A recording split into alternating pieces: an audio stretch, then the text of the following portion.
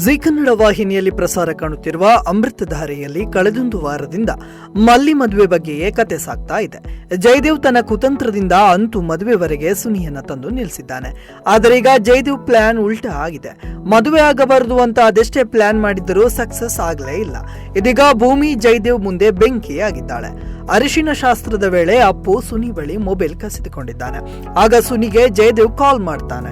ಇದನ್ನು ಅಪ್ಪು ನೋಡಿದ್ದಾನೆ. ಹೀಗಾಗಿ ಅಪ್ಪುಗೆ ಡೌಟ್ ಬಂದಿದೆ. ಈ ವಿಚಾರವನ್ನು ಭೂಮಿಗೆ ಹೇಳ್ತಾನೆ. ಭೂಮಿ ನೇರವಾಗಿ ಬಂದಿದ್ದು ಜಯದೇವ್ ಬಳಿ. ಜಯದೇವ್ಗೆ ಸಖತ್ ಆವಾಜ್ ಕೂಡ ಹಾಕಿದ್ದಾಳೆ.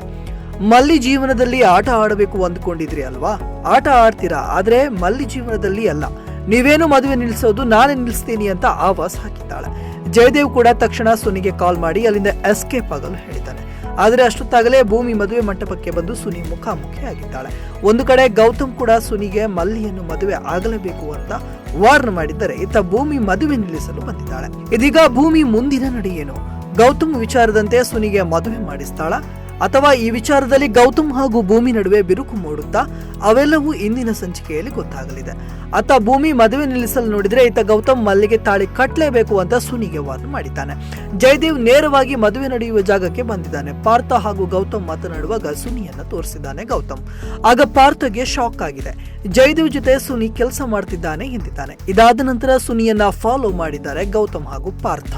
ಆಗ ಸುನಿ ಹಾಗೂ ಜಯದೇವ್ ಮಾತನಾಡ್ತಿರೋದು ಗೌತಮ್ ನೋಡಿದ್ದಾನೆ. ಜಯದೇವ್ ಹೋದ ಬಳಿಕ ಸುನಿ ಕೂಡ ಗೌತಮ್ ಕೈಗೆ ಸಿಕ್ಕಿ ಬಿದ್ದಿದ್ದಾನೆ. ಅಮೃತಧಾರೆ ಧಾರಾವಾಹಿ ಜೀ ಕನ್ನಡ ವಾಹಿನಿಯಲ್ಲಿ ಪ್ರಸಾರ ಕಾಣ್ತಾ ಇದೆ. ಛಾಯಾ ಸಿಂಗ್ ಭೂಮಿಕಾ ಎನ್ನುವ ಪಾತ್ರದಲ್ಲಿ ಕಾಣಿಸಿಕೊಂಡಿದ್ದಾರೆ. ಈ ಧಾರಾವಾಹಿ ಜೀ ಕನ್ನಡ ವಾಹಿನಿಯಲ್ಲಿ ಸೋಮವಾರದಿಂದ ಶುಕ್ರವಾರ ಸಂಜೆ 7 ಗಂಟೆಗೆ ಪ್ರಸಾರ ಕಾಣ್ತಾ ಇದೆ. ಇಂಟ್ರೆಸ್ಟಿಂಗ್ ಮತ್ತು ಇನ್ಫಾರ್ಮೇಟಿವ್ ವಿಡಿಯೋಗಳನ್ನ ಮಿಸ್ ಮಾಡ್ಕೋಬೇಡಿ. ಈಗಲೇ ಸಬ್ಸ್ಕ್ರೈಬ್ ಮಾಡಿ.